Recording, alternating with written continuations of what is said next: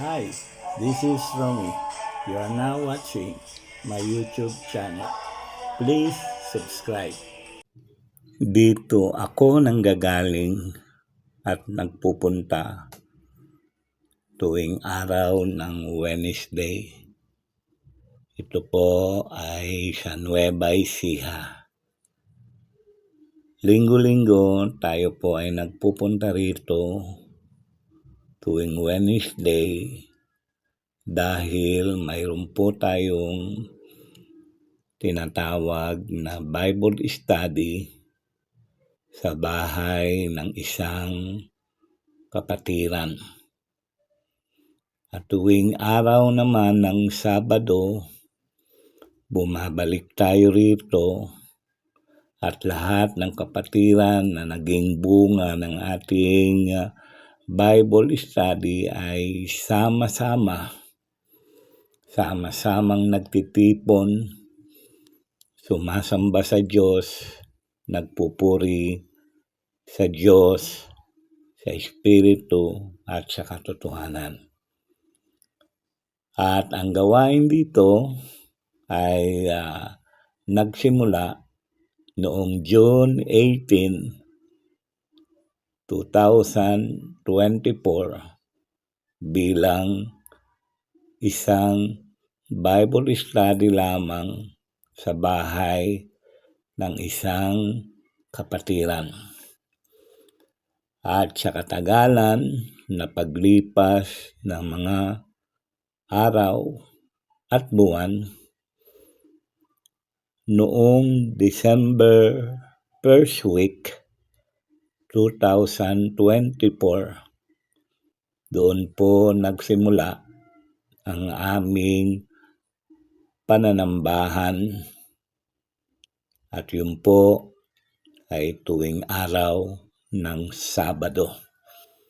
Kaya noong December 27, 2025 ay nagdiwang po kami ng unang anibersaryo ng gawain.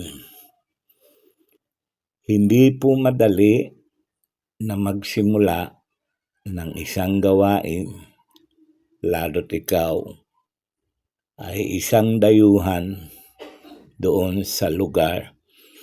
Ngunit salamat sa Panginoon, sa pag-ibig ng Diyos, siya ang gumawa, siya rin ang nagbigay ng lahat ng pangangailangan. Kaya pinupuri ko ang Panginoon, pinapasalamatan sa tulong ng isang kapatiran na nanggagaling pa din sa San Mateo Rizal ay matyaga po, binigyan kami ng Panginoon ng lakas, karunungan at katyagaan mula sa simula hanggang sa kasalukuyan. Ang lahat po ng bagay ay ang tanging Panginoon lamang ang dapat napapurihan, dapat pasalamatan. Mula po dito sa amin hanggang sa lugar na ito ay nagbibiyahe po ang inyong lingkod ng 2 hanggang 3 oras, lalo na kung mayroong problema sa trapiko o sa traffic. Ngunit sa Diyos tayo naglilingkod. Ang Diyos ang nagbibigay sa atin ng lakas, karunungan at tiyaga.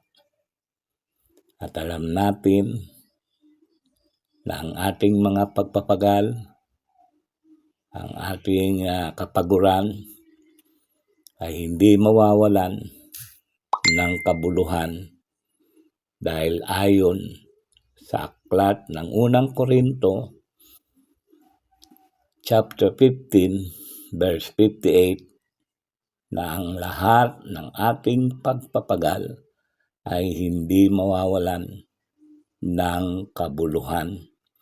Hindi man natin makita ngayon, ngunit sa darating na panahon, makikita po natin ang masaganang bunga ng mga pagpapagal na ating binigay sa paglilingkod natin sa ating Panginoon.